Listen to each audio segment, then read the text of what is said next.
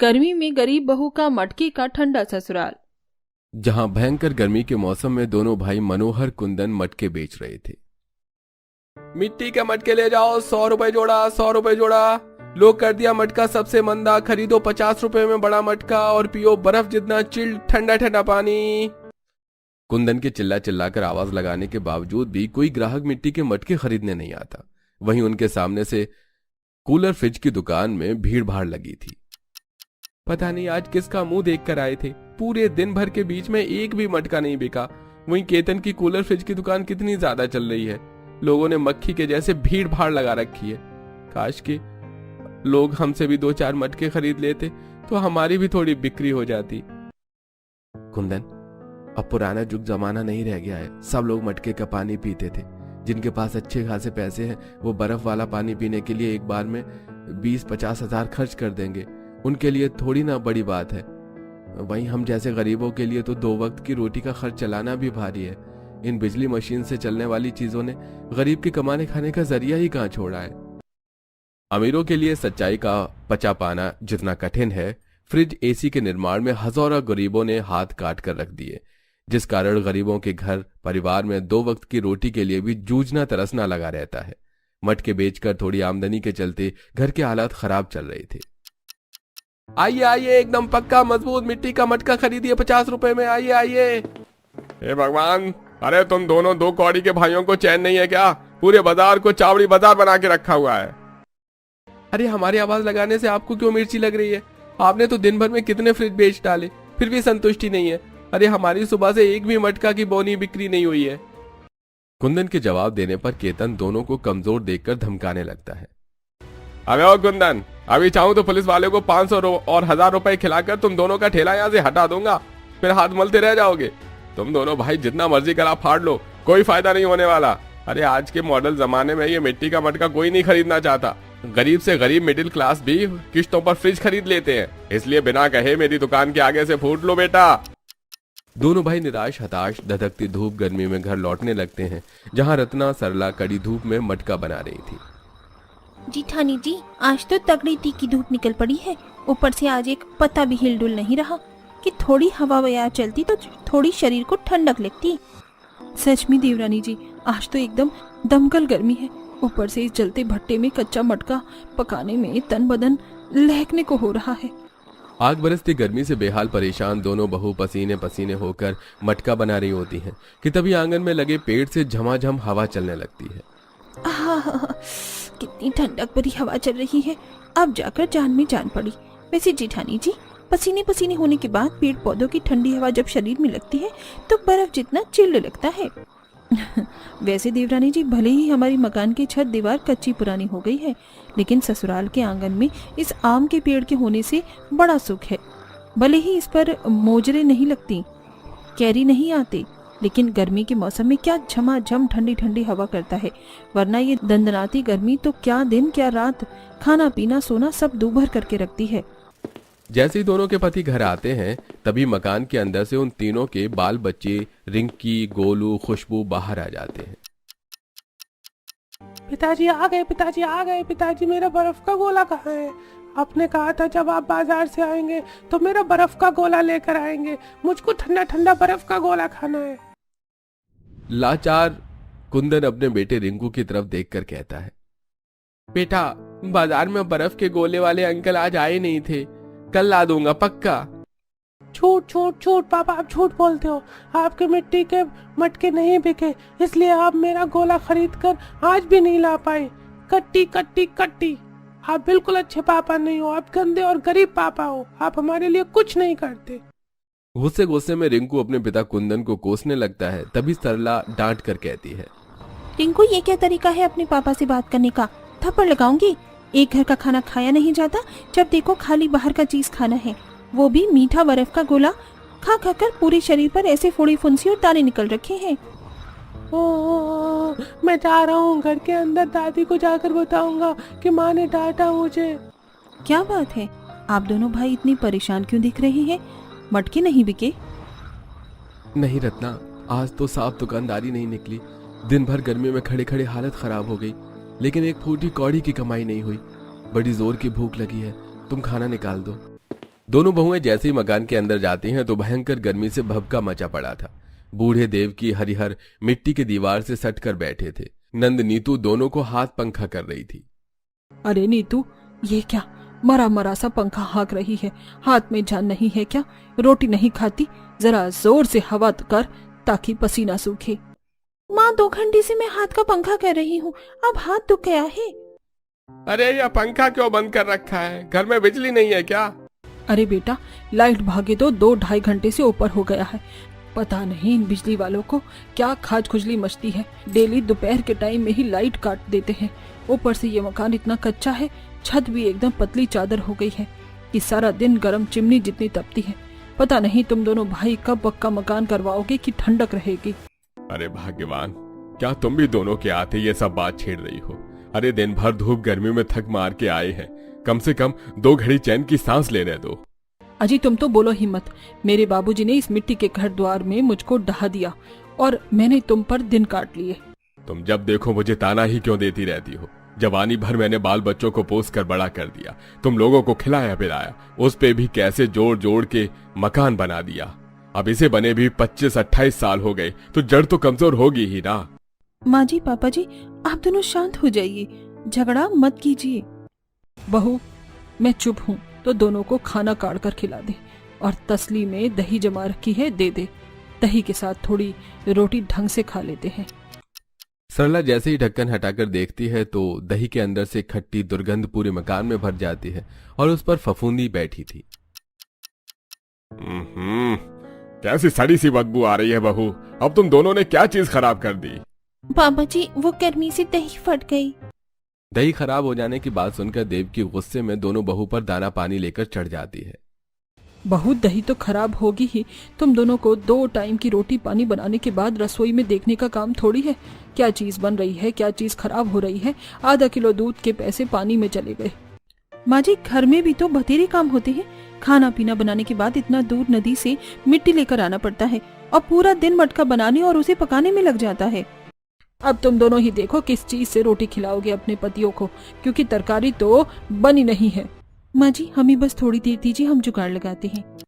रत्ना सरला रसोड़े के अंदर जाती हैं, जहां थोड़ा खीरा, प्याज, टमाटर पड़ा देखकर सरला का दिमाग चलता है। इतने से बात बन जाएगी। हमारे पति तो सलाद के साथ भी बड़े शौक से रोटी खा लेते हैं। मैं चटपटी सी टमाटर प्याज खीरा काट कर बना देती हूँ। अरे वाह देवरानी जी, ये जुगाड़ तो धांसू है। वैसे भी गर्मी में डेली हमारे पति मसाले वाली सब्जी खाते हैं। तब टमाटर प्याज खीरा बारीक बारीक काट कर उस पर नमक मिर्च का बुरादा बुरक कर नींबू निचोड़ के सरला रोटी से परोसती है। दोनों भाई चाव से खा लेते हैं। सरला, तुमने बहुत ही चटपटा सलाद बनाया था। भूख कम थी फिर भी 5-6 रोटी खा गया। शुक्रिया जेठ जी। तभी एकदम से बहुत ही भयंकर चक्रवर्ती लबरी आंधी उठती है, जिससे कच्ची छत से मिट्टी के ढेले टूटकर घर में गिरते हैं। एक टुकड़ा गोलू को लगता है। मम्मी! भाई तू ठीक तो है ना? मम्मी देखो, गोलू का सर फूट गया, उसके सर से खून निकल रहा है। गोलू के सिर में से तेजी से खून निकलते देखकर रत्ना फूट फूट कर रोने लगती है। हाय, मैं मर गई, मेरा बेटा।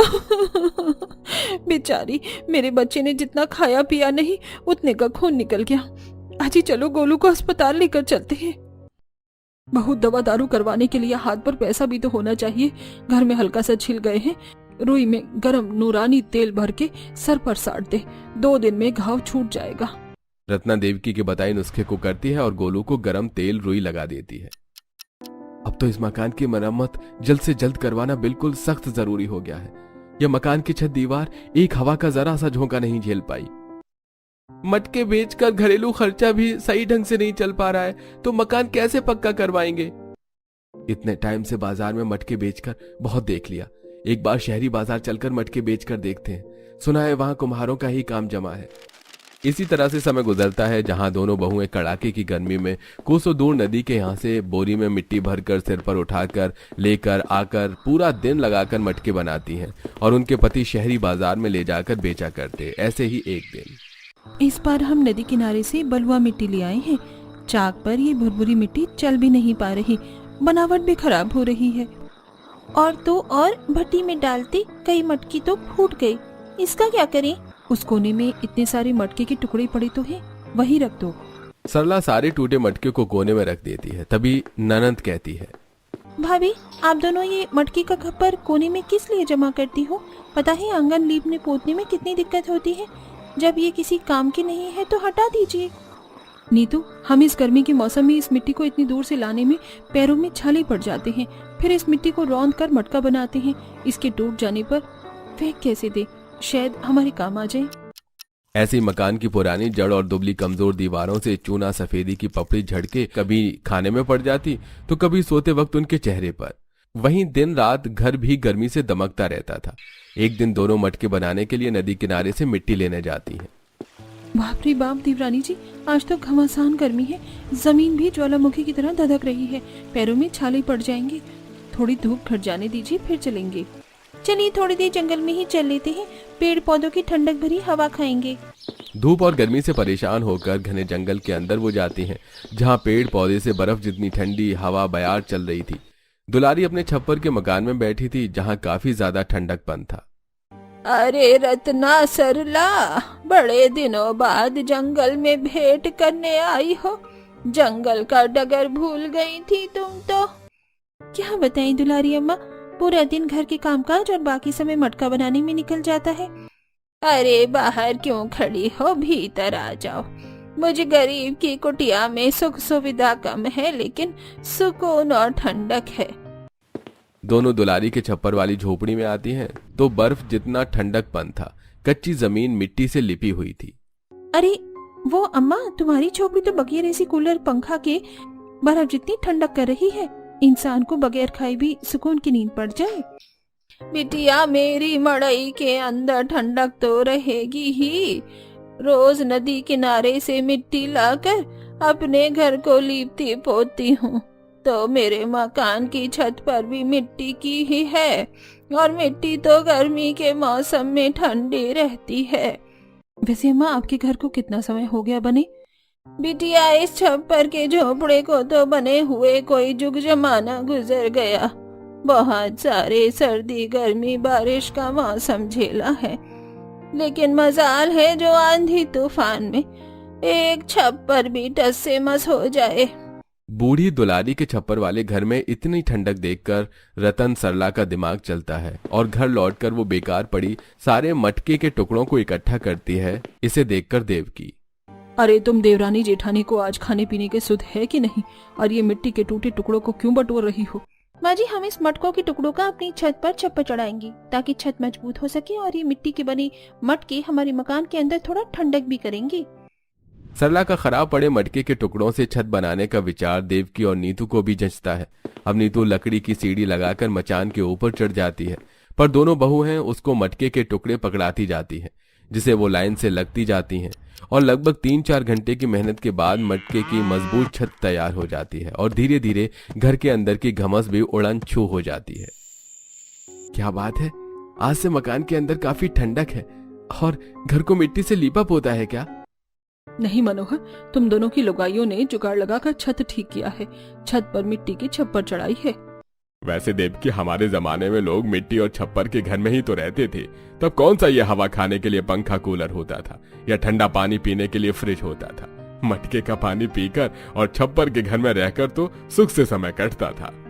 मटके के छत के चलते अब गर्मी का कहर भरा प्रभाव गरीब परिवार के घर पर नहीं पड़ता। ऐसे ही 2-4 दिन गुजरते हैं। एक दिन भर मूसलाधार की बारिश बरसती रह जाती है, जिससे दीवारों से मिट्टी बहने लगती है। माँ, ये दीवारों का सारा चूना बारिश में पानी में साफ हो गया। दीवार की मिट्टी पिघल रही है, घर न ढह जाए। आंधी पानी भी तो इतनी तेजी से बरस रहा है, कोई भरोसा नहीं है।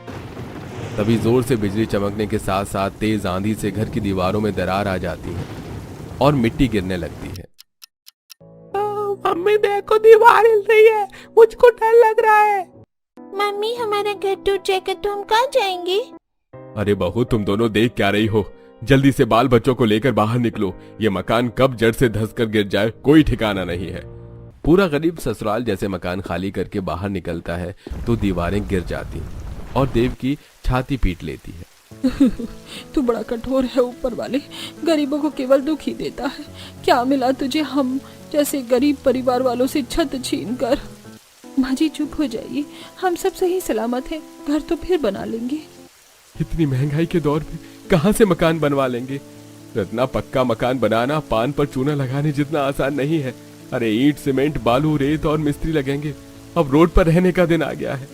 तभी सरला आंगन में पड़े उन्हीं मटकों के टुकड़ों को देखती है जो कि सही थे और ढांढस बांध कर कहती है, आप सब लोग चिंता मत कीजिए, मना की हम पक्का मकान नहीं बना सकते, इसलिए इन मटकों से छावनी बनाएंगे। पहले हम छत और मकान की नींव मिट्टी से डालेंगे और फिर मटके लगाएंगे। तब गर्मी हो चाहे मॉनसून, हमारा घर स्थिर रहेगा और ठंडा भी। पूरा गरीब ससुराल मिट्टी के मटके का घर बनाने के ख्याल से सहमत होता है। कुछ ही देर में बारिश छूट जाती है और दोबारा से कड़ी धूप निकल जाती है और घमस भरा माहौल हो जाता है, जहां दोनों के पति जंगल से लकड़ी काट कर लाते हैं। सास नंद जंगल से मिट्टी इकट्ठा करके लाती है और दोनों बहू गहरी नींव खोद के घर बनाती है और पूरी नींव मिट्टी से तैयार होने के बाद वो गीली मिट्टी के सतह पर मटके चिपकाती है। इससे पहले कि छत दीवार की मिट्टी सूख जाए, हमें इन पर मटकों को अच्छे से गाड़ कर चिपकाना होगा, ताकि मिट्टी सूखने के 8 में ये पक्के हो जाएंगे। अब कुछ लोग दीवारों पर मटकों के टुकड़ों को लगाते हैं और कुछ लोग सीढ़ी के सहारे छत पर छप्पर लगा देते हैं, जिसे अब पूरी तरह उनका घर मटकों के बनावट में झिलमिलाने लगता है। लगभग 2 दिनों तक पूरी परिवार तिरपाल में रहता है और मटकों का घर पूरी तरह सूखने के बाद जब अंदर जाते हैं तो उन्हें काफी ठंडक महसूस होती है। तीनों बच्चे खुश होकर, अरे वाह मम्मी पापा, हमारा ये मटकों वाला घर तो एकदम मस्त बर्फ के जितना चिल्ड है। मैं तो बड़े मजे से सोऊंगा।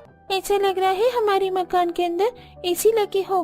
अब हमको गर्मी से खुजली खुजली भी नहीं होगी। सचमुच बहुओं, तुम दोनों का यह मटकों से मकान बनाने का विचार बहुत उत्तम था। बस अब कुछ बनाकर खिला दो। 2 दिन से मैदे का पाव खाकर पेट नहीं भरा है। खाना बनाने की बात सुनकर दोनों बहुएं दुविधा में पड़ जाती हैं, क्योंकि सब कुछ बारिश में उजड़ जाने के चलते न तो उनके पास चूल्हा उपलब्ध था और न ही खाना बनाने के लिए बर्तन थे। रतन जीजी, बिना कढ़ाई पतीले बर्तन के हम खाना पीना किस में बनाएंगे? भाभी, जब आप लोगों ने मटकों से जुगाड़ लगाकर ये पक्का मकान खड़ा कर दिया तो बर्तन और चूल्हा बनाना कौन सी बड़ी बात है। मिट्टी के बर्तन बना लीजिए। ये चीज हमने पहले क्यों नहीं सोची? वैसे भी गर्मी के मौसम में मिट्टी के बर्तनों में खाना काफी देर तक टिकेगा, खराब भी नहीं होगा और स्वाद में सौंधापन होता है। दोनों बहुएं दोबारा से दमकती गर्मी में नदी किनारे से काफी सारी मिट्टी खोद कर लाती हैं और जहां रत्ना मिट्टी से 2 मुंह वाला चूल्हा बनाती है तो वहीं सरला मिट्टी के हांडी, बर्तन, मटका और मसालेदानी भी बनती है और उन्हें आग में पक्का करती है। जिठानी जी, ये देखिए, मैंने मिट्टी से कढ़ाई, भगोना, तसला, थाली, प्लेट और मसाले रखने के लिए मसालेदानी भी बनाए हैं और दही जमाने के लिए हांडी भी बनाए हैं, ताकि गर्मी के मौसम में हम ठंडी ठंडी दही जमा कर खा सकें।